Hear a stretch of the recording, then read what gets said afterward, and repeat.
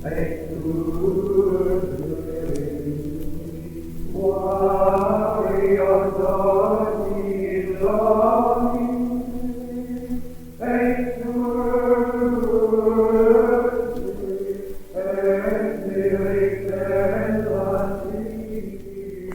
now, it's time for the Yacht Club Show with Killer, Rev D, and Dr. Jim.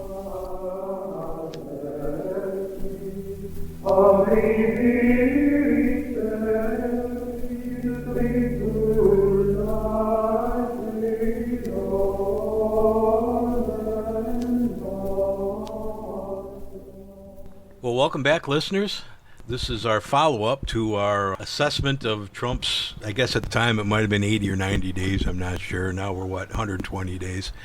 We're going to have some updates on our thoughts there. But, well, first of all, this is Killer, and I'm joined in the studio by Rev D. Well, he just kind of gave us short shrift there. Yeah, Did you notice that? Yeah, it's the Killer Show, and we're just kind of... We're the Pips. Yeah.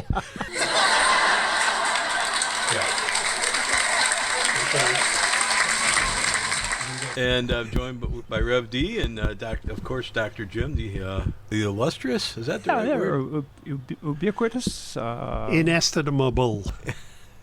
Cool. But speaking of Dr. Jim, boy, he held court last time, didn't he? When the softball team got together. We have this core group of softball players that we get together once a month, and we get into some spirited discussions, and Jim was holding court, man. He was impressing us with his knowledge of... Well, Dr. Jim was in his element. He's talking about immigration and trade, and boy, his knowledge of Canada was just amazing.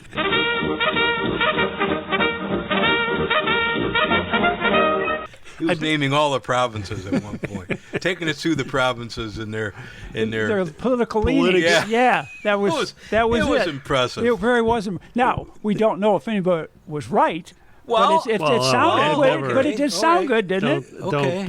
I can't be held accountable for what you guys believe. Oh, okay. See, I thought it kind of reminded me of the original moniker we gave Dr. Jim, the smartest man in the world. Just and ask reminded him. me. Yeah, just ask him. Yeah. So I thought, my gosh, we got to get Jim in the studio again here and pick his brain. You know what? It was those two nitro porters just fueled the frontal cortex. Ooh, there's one for you. A drink never hurt nobody at all. You just remember the great words of Mr. Joey Lewis. He says, "You're not drunk if you can lay on the floor without holding on." This is kind of funny, too. I got here before you, Rev D, into the studio, and Jim was here, and, of course, he owns it.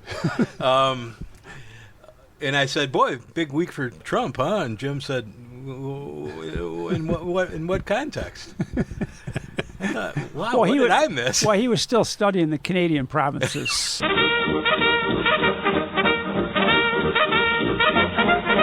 He was still. I can't remember if Nova Scotia is a part of Quebec or. Anyway, go ahead. Oh, maybe. Yeah, see, he doesn't know. I don't. He's a little fuzzy. There's some gaps in. Well, the Eastern. He was really espousing the Western. The Western. He was really the big. The Western. He's very up on Western. Western. Yeah. Because those guys might say, "All right, we're going to the United States." They might secede. Yeah. So a lot has been going on. Well, we have a new pope. Yes. I don't know if Trump's taking credit for that or not. American Pope, maybe Trump's taking credit for that. He probably hasn't thought of doing it yet. I think, wasn't he circulating a picture so people could kind of try the concept on a couple of weeks ago? Yeah. But Pope Leo the 14th? 14th, yeah. American Pope. It kind of got me thinking about reevaluating values, priorities, and the whole immigration thing kind of came to the forefront of my thinking. Thought maybe we could use that as the main topic of today's show, having witnessed this transition to Pope Leo, who's pretty much carrying the same message that Pope Francis did, from what I gather, about taking care of the poor. That's one of our main responsibilities. And I think he had some recent texts where he's a little bit more critical of our immigration policy. So I just want to share, my thoughts, and then so I just want to see what you guys think. So I watched the the Pope selection is from the moment that they announced that the white smoke came out, I watched, right? I was watching live. And the pageantry was almost overwhelming. It's so beautiful. Yeah. I mean, nobody has anything on the Catholics as far as pageantry. oh my You know, gosh. the Swiss musicians, guards and the the guard- whole, yeah, the you know, guards, you're not going to beat the Catholics for pageantry. You can't. I fully expected the church was going to take a step backwards. And when I say backwards, you know, Rite of Benedict, okay? I thought maybe the general thought was among hardline Catholics that Francis took things too much to the left or to the liberal cause too much, where you can start to have discussions about practicality and what's really doable. You know, so there was an hour of anticipation because no one knew who was selected. And back in my mind, I was thinking it was probably that African Pope that's been very conservative. And then when Pope Leo came out, or Robert Prevost, when he came out, it was kind of a moment of great awe, and it was very emotional, I think, for a lot of people.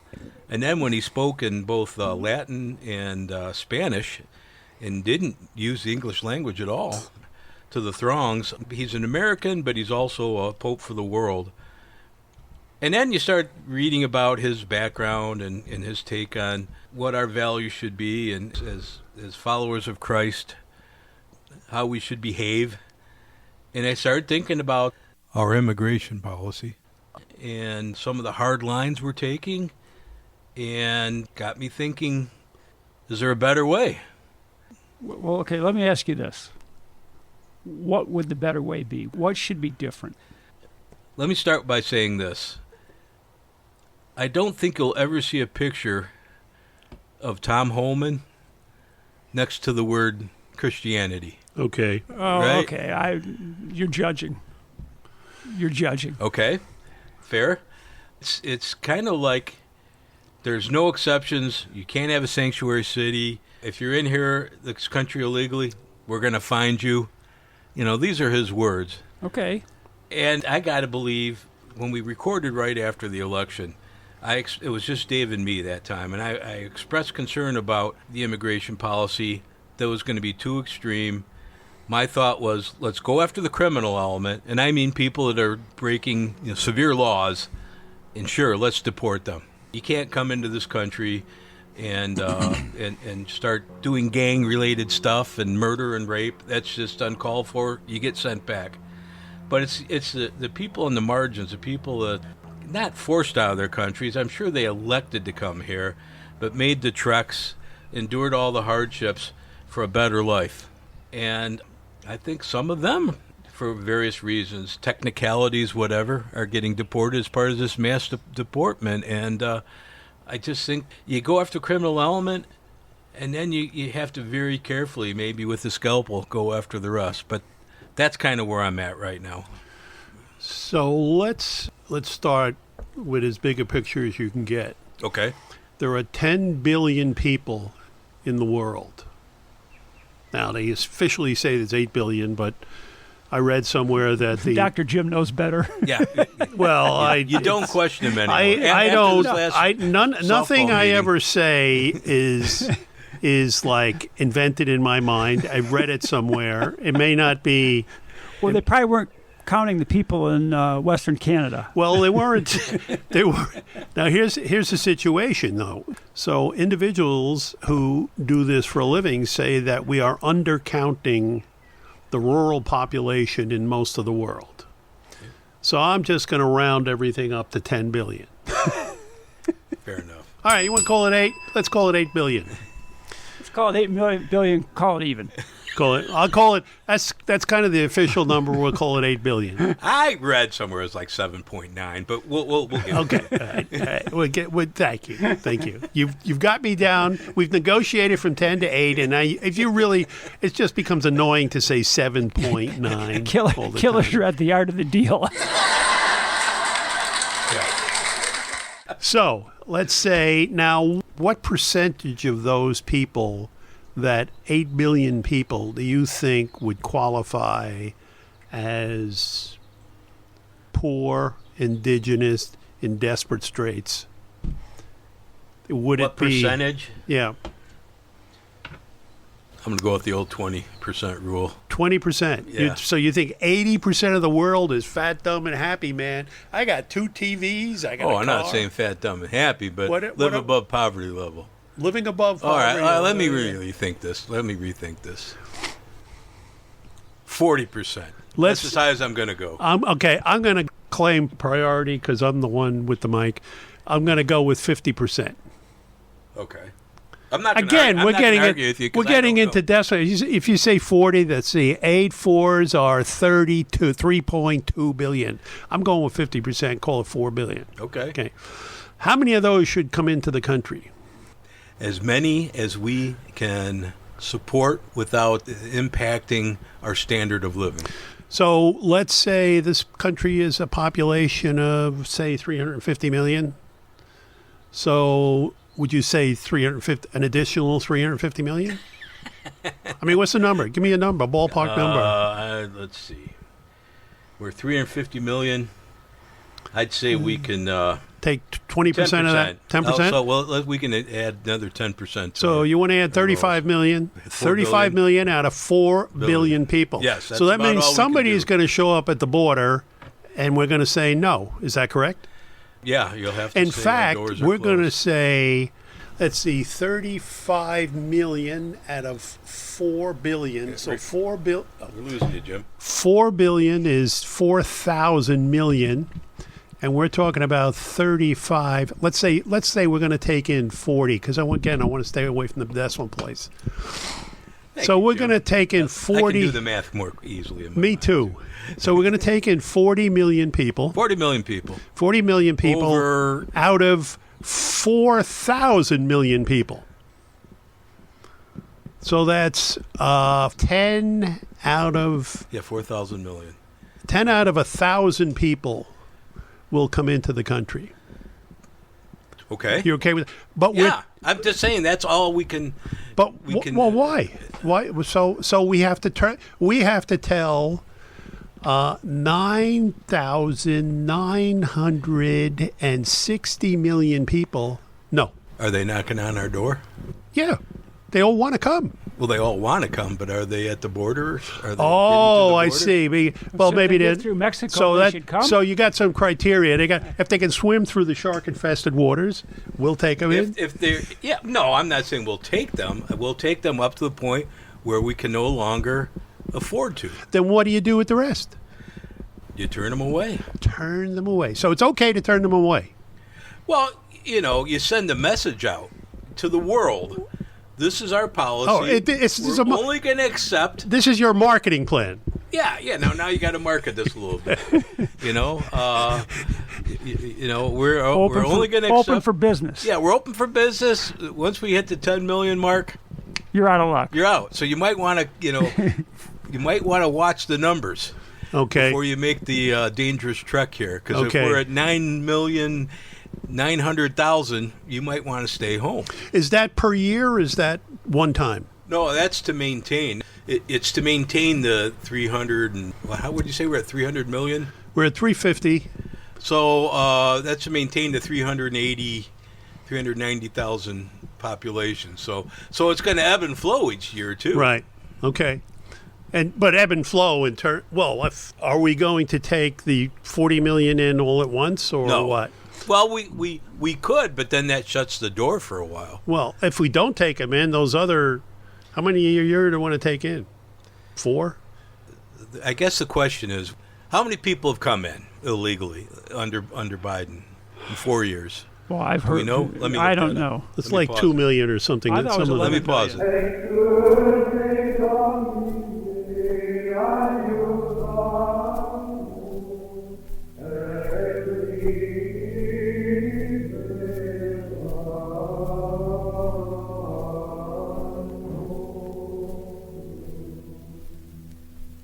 So we looked up the numbers.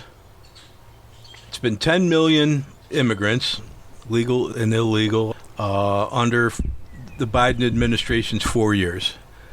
So a little over 2 million a year. All right. So we figured 35 million we could absorb. There's going to be attrition, low birth rates. I think we could easily maintain 2 million, 3 million a year for a while. So for 17 years anyway, we'll be able to maintain this, and then we'll reevaluate.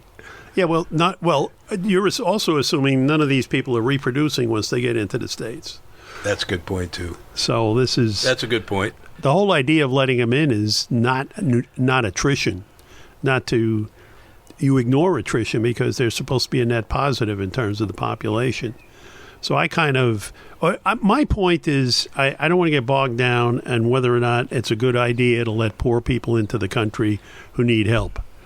My point is, we cannot let every poor person outside of the United States into the United States. So we have to tell 99% of all the poor people in the world, no, you cannot come in. Sure. Yeah, I mean, we're one country. I know we're a big country, but you just can't accept all the world's poor. That would just crush this country. And what constitutes, to your point, what constitutes what we can handle? Because there's a question of what we can handle today. Can we handle any? Is it just need to more and more disruption and turmoil? I see this website, globally available website, and it's got a counter. And you can see how many immigrants we can accept this year, and the counter will just keep flipping, right? And it's going to be adjusted every year, and the world can see it, and it's like, all right, I'm poor, I live in Uganda, I'm going to hop on a homemade raft and cross the ocean, and right, because I know that the U.S. hasn't reached its immigration quota. Right. But if it's 1,990,000, you don't get on that raft. You don't take the risk. All I'm saying is the U.S. has got to be open to the world about how much you can accept on a given year and just adjust accordingly. And it's got to be a known quantity to the entire world. I don't know. I know it sounds a little crazy. No, I think that sounds fair, and I think there should be a criteria of your qualifications to come in. But I think you're on the right. I don't disagree with what you're saying. Okay. But yeah, and to Jim's point, we can't accept everybody. That's suicide. It'd be a suicide to this nation. We'll become what they're trying to leave at some point. Well, that's the point, too. They're going to come here with a set of customs and traditions and expectations that they bring from a country that's dysfunctional. But they're going to overwhelm our schools, our electrical grid, our the medical system, farming system. output, everything. Yeah, it's just we could end up becoming what they're trying to get away from. That's the argument, whether you buy it or not, Trump makes. Taking all these immigrants is threatening the integrity of the nation. That's his argument. Now, whether you buy that or not, a lot of people don't. And I think it's, again, is there a criteria to measure these two arguments? Right. I'm giving you a hard time in terms of just looking at the scope of the problem and trying to figure out how to have an immigration policy that's good for the United States. Because that's the obligation of the United States government, is to have an immigration policy that is good for the citizens of the United States. It's not our place to determine the morality of immigration. Our place is to see what is good for the United States. And when we were taken...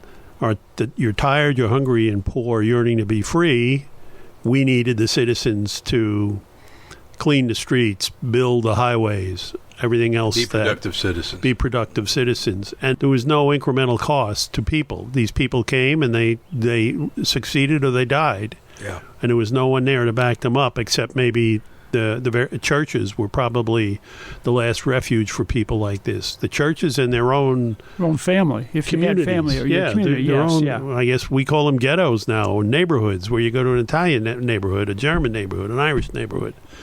All those people supported the immigrants that came to this country, and right. and the various religious organizations that that were willing to help him out. It was imperfect. The lack of support for these people led to probably the creation of most of the gangs we've ever encountered in our history in this country, and it's probably a natural result. I mean, if you're starving, Yep. stealing money is okay. Yeah. And the other, everybody wants to belong That's to something. true. That's a human need. And that's the other side of this. What happens to whatever this thing that means to you to be American, that you belong to? And for the longest time, I used to watch when I was growing up the North being so critical of the South in the 50s and 60s because the South was just a pack of racists, and they were lynching black people once every week. There was a lynching to appease the crowd or something like that, and everything up north is great, man. We were wonderful people. And then Boston decided to bus kids from one neighborhood to another, and all hell broke loose. Yeah. So their reaction to it is going to be like it was in Boston. People, they have an identity that you have to take into consideration. How are they going to feel about it? So, again, this is the other knock that comes across for liberal policies. It's nice for the elite crowd when they go off to Martha's Vineyard and listen to the right people, but then they go back home to their Fifth Avenue mansion, and they don't have to deal with the consequences of all the decisions that they're supporting. So I guess maybe I compartmentalize this by saying the poor are a reality. And even Christ said you always have the poor. Right. They're a reality, and you cannot ignore it. And the question is, what can you do about it? And can you do about it here, or can you do about it in their own country? I think you do what you can. That's my point. It's like you come up with a number. This is how many people can absorb in 2026. Here's the counter for everyone to see, and once it hits that total, the border's shut down. Okay, and we determine who can come in. I mean, there's got to be some kind of an order to it. You apply to come in. Yeah. Is that okay? And this is where I disagree with Trump. I think the people that are suffering the greatest maybe should be at the top of the list. That's just but that's from a Christian point of view. Well, and then isn't that kind of subjective? Who's suffering the most? I mean, I don't know how you. If they're, let's say they're suffering from religious persecution, political persecution, I don't know. Is that subjective? Depending on what country, it might be pretty straightforward. Who's going to make that determination? Number one. Number two, if you don't take in this soon-to-be obsolete software engineer, maybe that software engineer will increase our wealth to the point that we can take up 3 people for one software engineer. So it's not as objective as you're saying. In other words, you're not going to take in the software engineer, even though he's being threatened and persecuted in his country. You're going to take in the poor person who is because if he's a software engineer in another country, he's probably not destitute, Oh, okay. So that's fine. That's a prioritization, but it's more from a Christian perspective. So the poor are better than the educated. The poor would be my priority. Okay. But that's just. Right.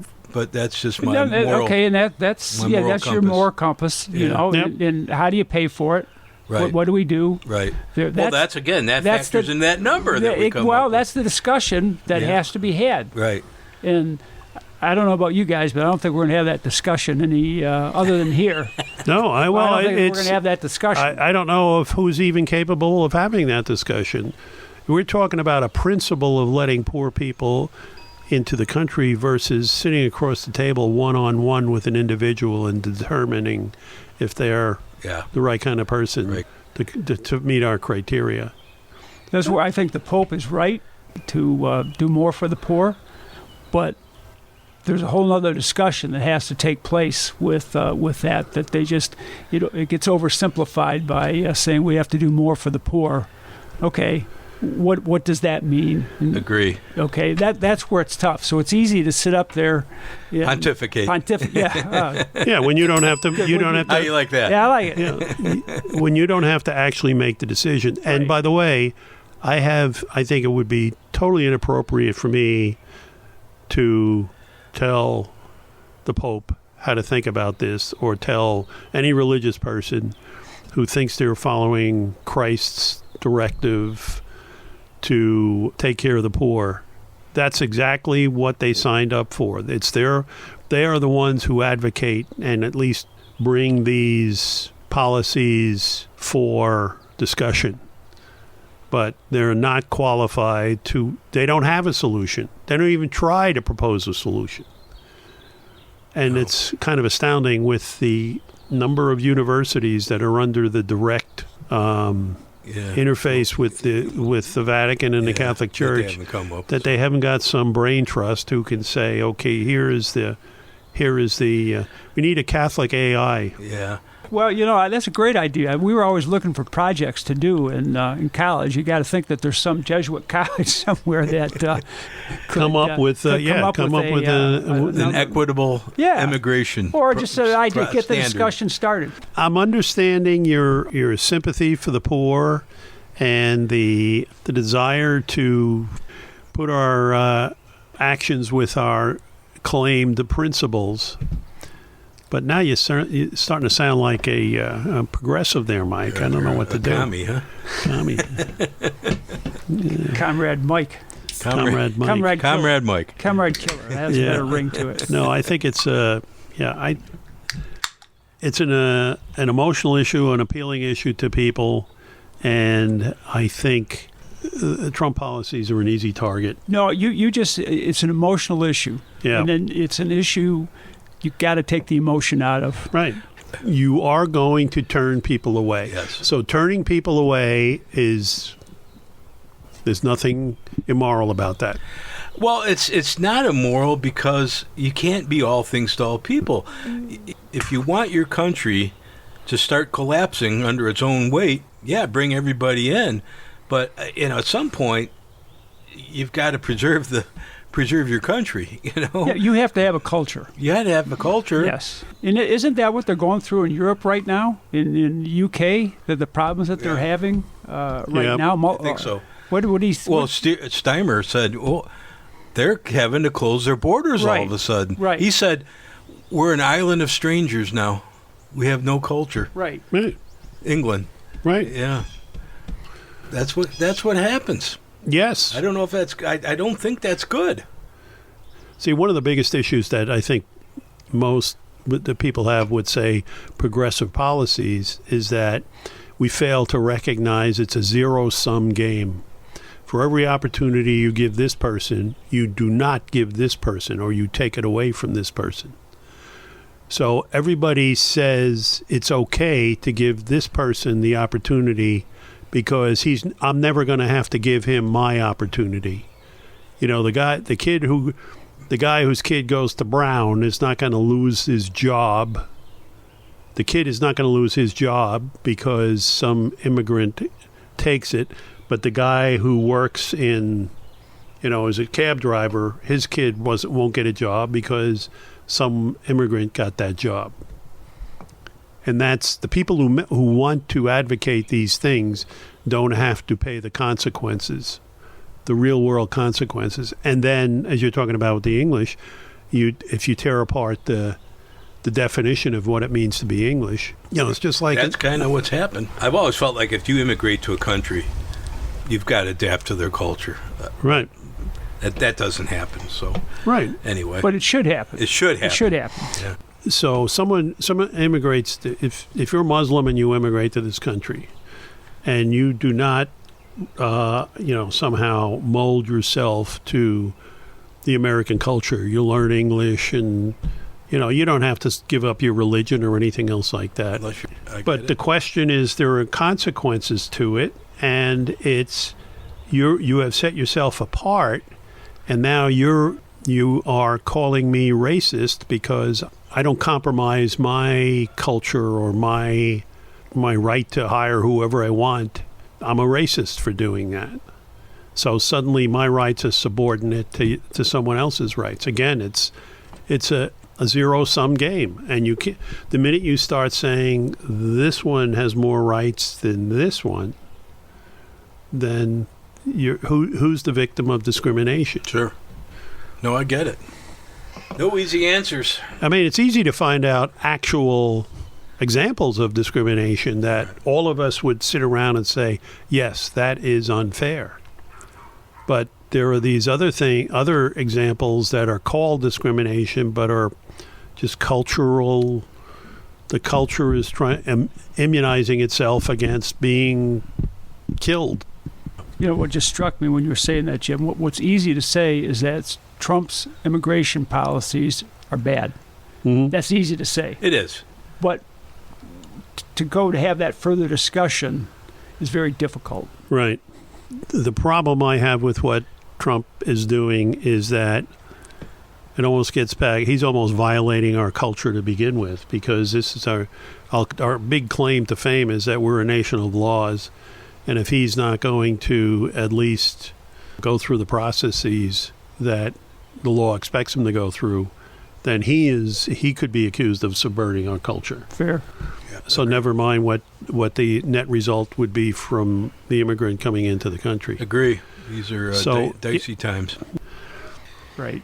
Well, I think we beat the hell out of this. Yeah, we beat the hell out of that. We didn't really get into the rest of Trump's 120 days, but I'm glad you guys humored me on this, and because it's just something it's been on my mind. I want to talk about, and with the new pope, and well, Killer, I'm going to tell you, obligations. It's good there's people like you, because that makes people like me rethink things. See where I'm. If I should be changing my outlook on things, and I think that's good. I think the discussion is good. I do. Then you got Heartless Jim over there. Yeah, I feel like you. I let you down, Mike. I didn't have the definitive, well thought out black and white answer for the problem. Well, Jim, and have you saying to yourself, this would be a first where Jim doesn't have the solution. No, Jim, you know what you should come up with? Send him to Saskatchewan.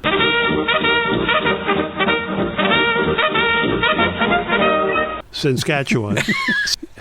You know what? If we bought Canada, a lot of immigrants could probably find a little in Manitoba. Oil fields. We don't buy them. We just annex them. we just announce it. So maybe that's part of Trump's plan. Let's get Greenland and Canada. I was just going to say, Greenland there's a big body of land there that has room. He just said change Gulf of Mexico to Gulf of America. Just say, hey, Canada, 51st state. Anyway, we got to wrap up here. Any closing words of wisdom? I got a couple quotes from Elon Musk. If you care about the reality of goodness instead of the perception of it, philanthropy is extremely difficult. Thought that was pretty good. Where's another one? Elon Musk. Being a mom is just as important as any career.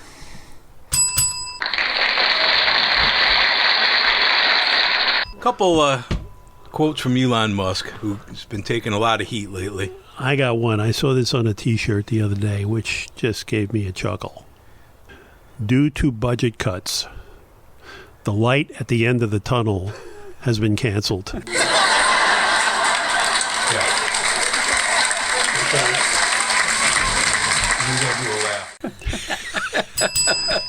All right, guys. Catch you next time. Okay, Mikey.